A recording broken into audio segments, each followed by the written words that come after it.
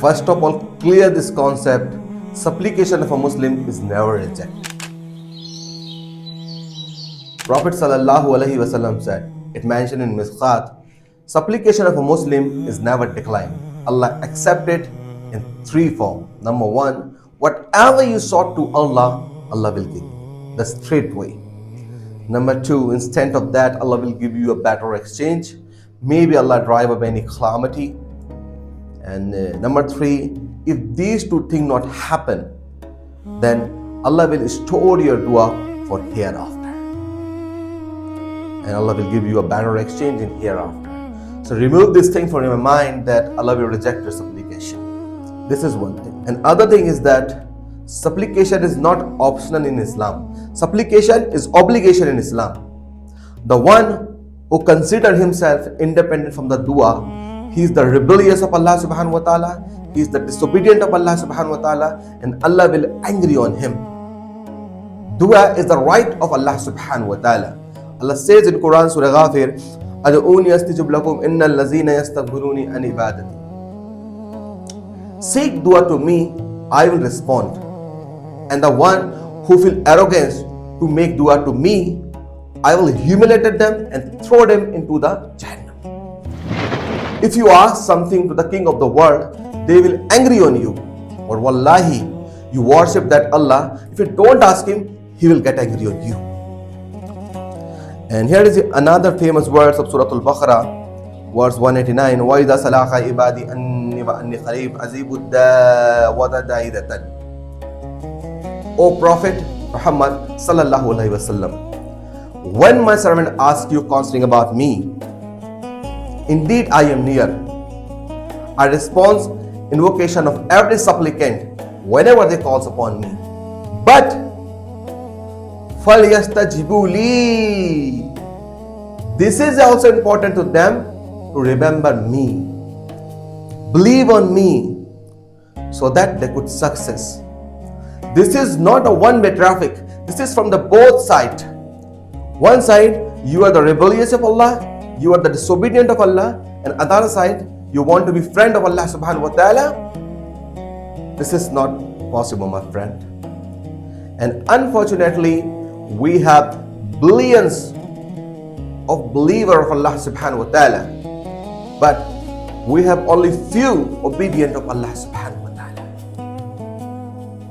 And dua has a protocol. Everybody has to go through this protocol. Prophet sallallahu alaihi wasallam was studying in Masjid al-Nabi. Then a man came and he performed salah. Prophet sallallahu alaihi wasallam watching him, and straight after that he started making dua. Prophet sallallahu alaihi wasallam said, servant has hurried. Then another man came and he performed salah and he praised Allah. He said, Oh Allah, you Rahman, you Rahim, you are Maliki Yawmiddin. After that, he recited durood. And then he started making dua. Prophet sallallahu alaihi wasallam said, Sallamta ata'u, Sallamta ata'u, Sallamta ata'u. Seek, Allah will give you. Seek, Allah will give you.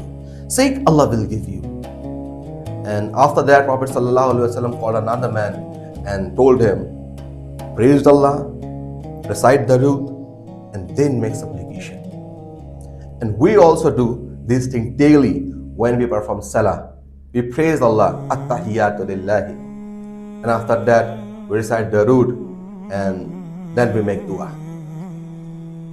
Whoever recites durood before and after dua, it increases the chances of acceptation of your dua. So recite durood whenever we make dua. And do you know about the Isma Azam? The Isma Azam of Allah. Prophet sallallahu alaihi wasallam said, Allah associated the Isma Azam in three surah. Surah Al-Baqarah, Surah Al-Imran, Surah Tawbah.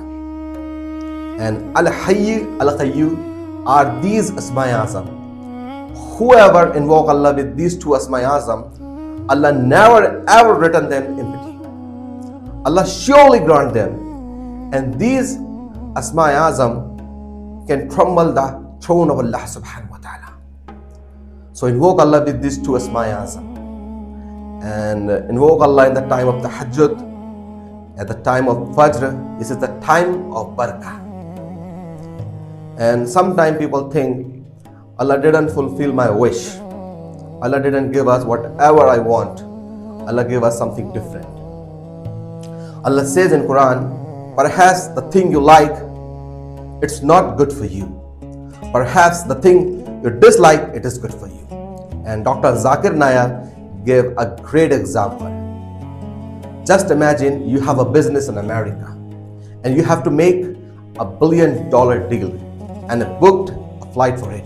If you miss this flight, you will miss the $1 billion deal. And you're stuck in traffic, you arrive in the airport and you got news, the plane you have booked has been missed.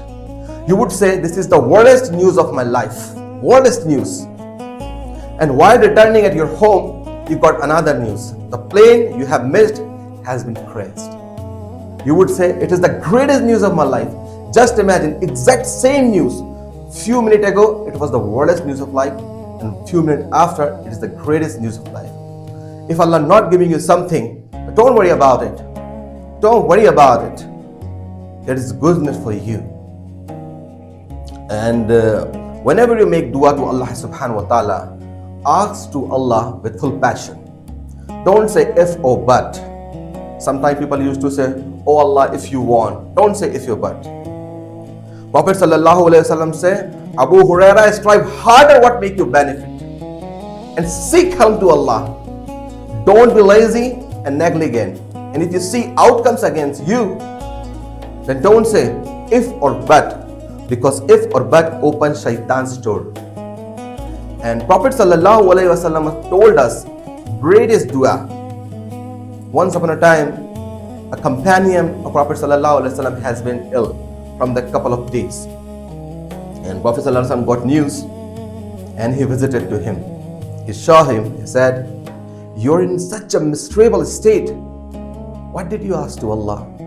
He said, Prophet sallallahu alaihi wasallam, I asked to Allah, the torture you will give me in Akhirah, give this torture to me in this dunya.